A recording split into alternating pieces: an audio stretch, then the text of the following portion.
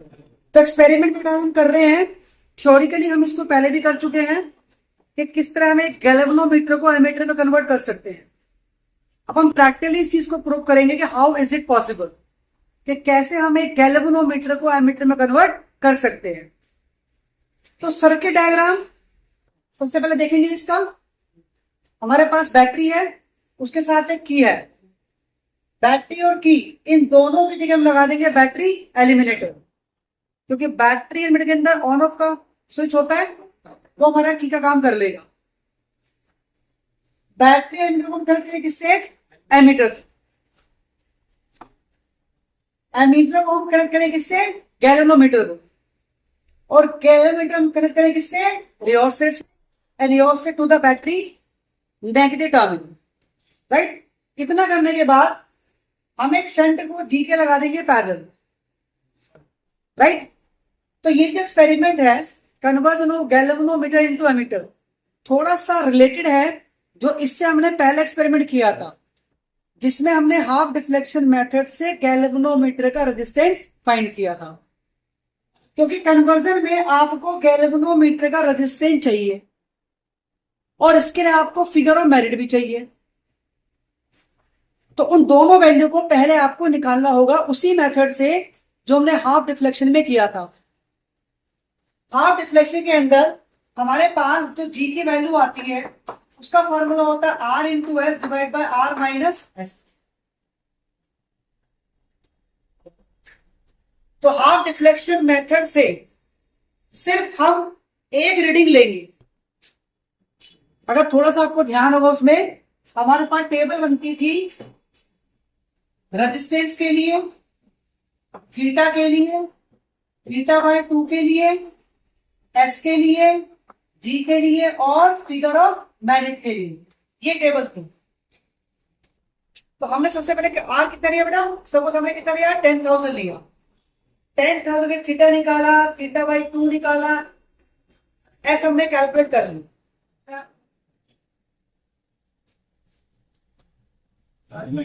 S हम calculate कर लेंगे, ठीक है ना। तो इस फॉर्मूले से हमारे पास क्या आ जाएगा? जी। तो आपने एक रीडिंग हाफ डिफ्लेक्शन मेथड की लेनी है, यानी इस एक्सपेरिमेंट को करने से पहले आपने पहले सर्किट डायग्राम सेट करना है हाफ डिफ्लेक्शन मेथड का। वहां से आप एक रीडिंग लेके जी और आई जी की वैल्यू निकाल लो। सपोज हमारे पास जी की वैल्यू आ जाती है 90 ओम और आई जी की वैल्यू हमारे पास आ जाती है 0.00069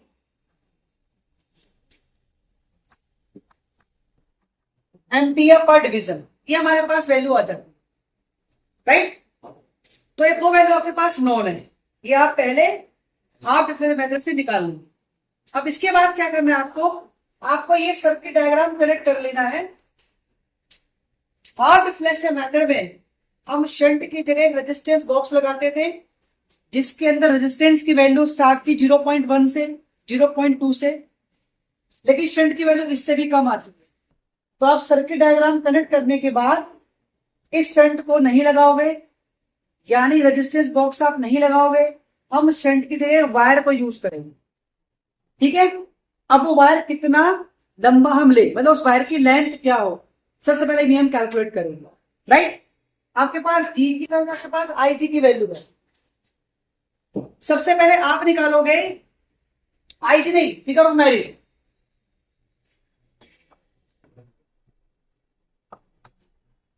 के जी, फिगर ऑफ मेरिट के जी। तो सबसे पहले आप वैल्यू फाइंड करोगे आई जी। आई जी क्या है? Current for the galvanometer. इसके लिए फॉर्मूला यूज करोगे एन इंटू के जी। एन यहां पर है total number of division, total number of division in galvanometer. तो नॉर्मली जो हम गैल्वेनोमीटर यूज करते हैं उसके अंदर डिवीजन कितनी होती है? 30। आपके पास आई जी की वैल्यू क्या आ जाएगी? 30 और के दिया है फिगर ऑफ इसकी वैल्यू आपके पास नॉन। यहां से हमारे पास किसकी वैल्यू आ जाएगी, आई जी। अब शंट का formula I G into G I minus I थी, ये शंट का फॉर्मूला। तो हमें कैल्विनोमीटर के पैरेलल में कितना शंट निकालना है, उसका रजिस्टर यहां से निकल जाएगा। आपके पास आई जी की वैल्यू है, करंट फॉर द गैल्वेनोमीटर। आपके पास कैपिटल जी की वैल्यू है, रजिस्टर ऑफ द गैल्वेनोमीटर। आपको क्या चाहिए, आई। आई यहां पे क्या है,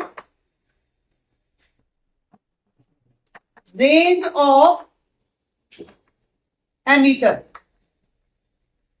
कितनी रेंज का आपको एमीटर बनाना है, कि आपको बनाना है एमीटर ऑफ डिजायर्ड रेंज। आप 2 एम्पियर का बना सकते हो, 3 एम्पियर का बना सकते हो, 1 एम्पियर का बना सकते हो। हम कितने का बना के चल रहे हैं, 1 एम्पियर। क्लियर है, यानी हम जो कन्वर्जन करेंगे गैल्वेनोमीटर की एमीटर में, उसकी रेंज क्या होगी, 1 एम्पियर। तो आप आई की वैल्यू क्या पुट कर देंगे, यहां पर 1, यहां से एस की वैल्यू निकल जाएगी। सपोज वो एस की वैल्यू आपके पास आ जाती है 0.06 ओम। इमेजिन करके चलो कि हमारे पास एस की वैल्यू आ गई, ठीक है। यानी यहां पर जो हमें वायर लगाना है उसका रेजिस्टेंस हमारे पास आ गया, लेकिन अभी भी हमारा वो पर्पस पूरा नहीं हुआ कि कितना लंबा वायर, कितनी वायर की लेंथ होनी चाहिए। तो रेजिस्टेंस का फॉर्मूला क्या होता है,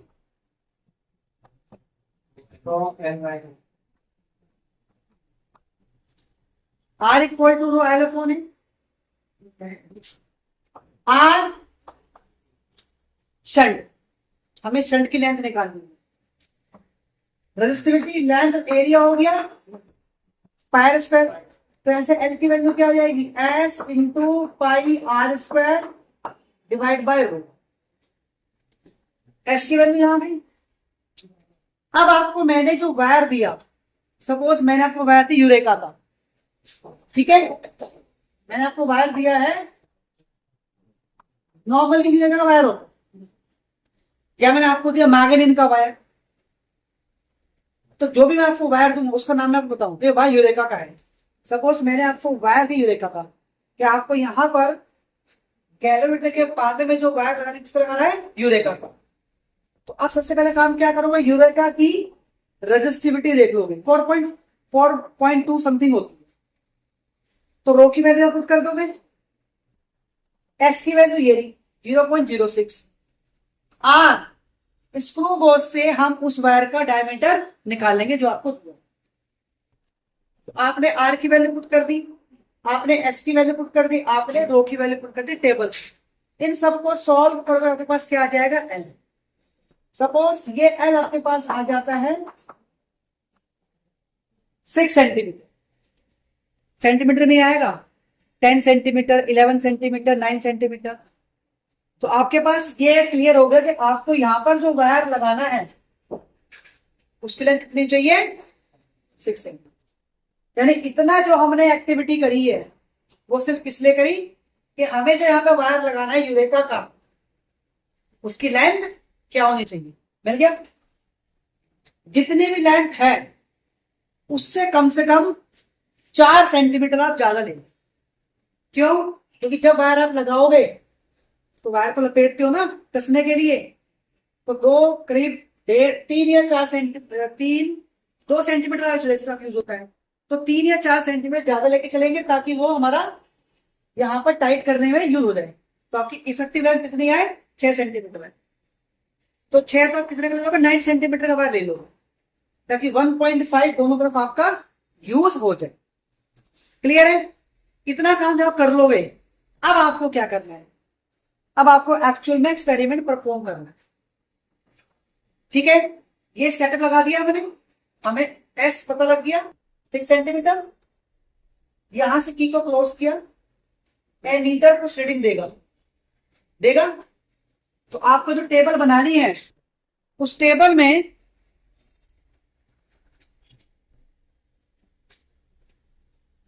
आपकी एक कॉलम आएगा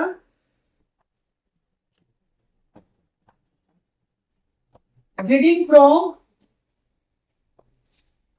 एमीटर, पहला column,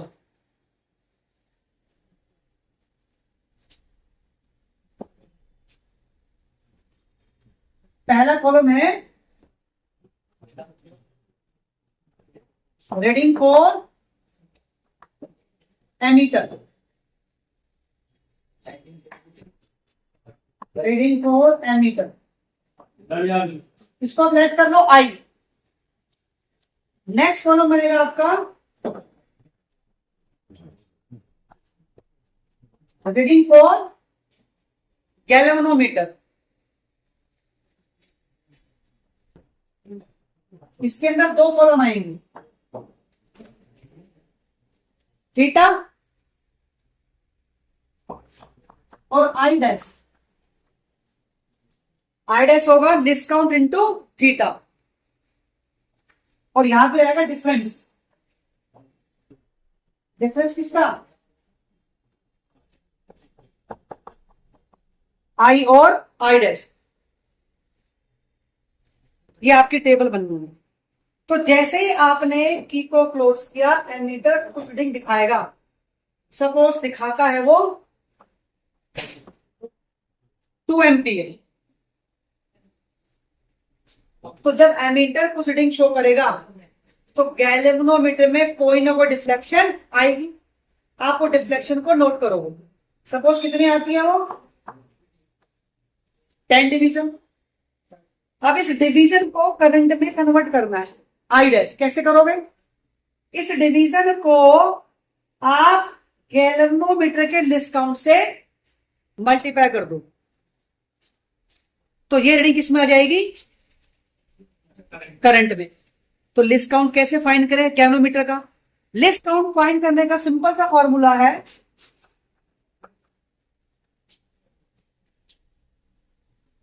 range upon total division. हमें कितने रेंज का एमीटर बनाना था बेटा?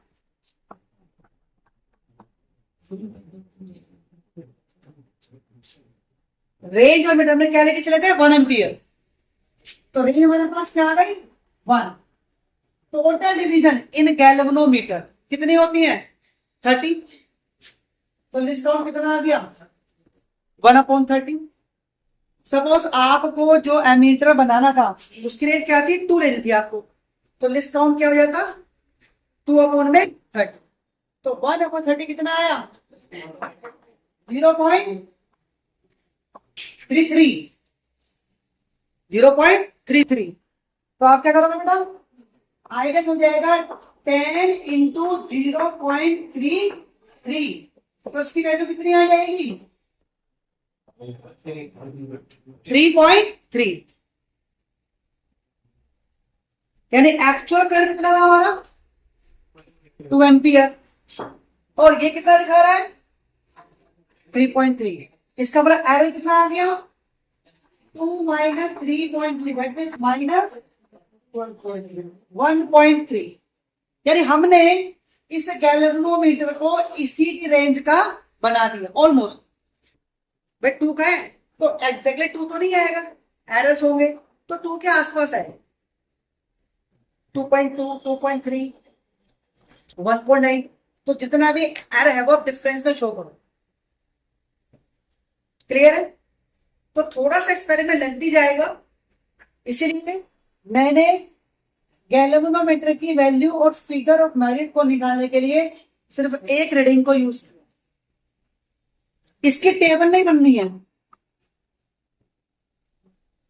ठीक है ना? आप इसको निकाल के रख लोगे। नॉर्मली क्या होता है कि हम जी और आई जी की वैल्यू कौन सी ले लेते हैं? भाई जिस गैल्वेनोमीटर को हमने पहले यूज किया था, लेकिन लैब में तो बहुत सारे गैल्वेनोमीटर हैं और हमें क्या पता हमारे पास कौन सा जी आ जाए। भाई या तो ये रहे कि हमने जिस गैल्वेनोमीटर को फिगर ऑफ मेरिट में यूज किया था, अगर हमारे पास वही गैल्वेनोमीटर है तो हम उसी पहले एक्सपेरिमेंट में से जी और आई जी की वैल्यू यूज कर लेंगे। लेकिन हमारे पास नहीं है तो हमें जी और आई जी दोबारा निकालने पड़ेंगे। तो अभी आपके लिए बेनिफिट ये है कि हमारे लैब में एक गैलोमीटर है जिससे लास्ट टाइम ने किया था, मैं आपको वही देने वाला हूं, इसलिए आपको ये काम दोबारा नहीं करना। जो पहले एक्सपेरिमेंट में आपके पास जी और आई जी की वैल्यू आई थी, आप वही वैल्यू यहां पर यूज कर लो। क्लियर है? Note down.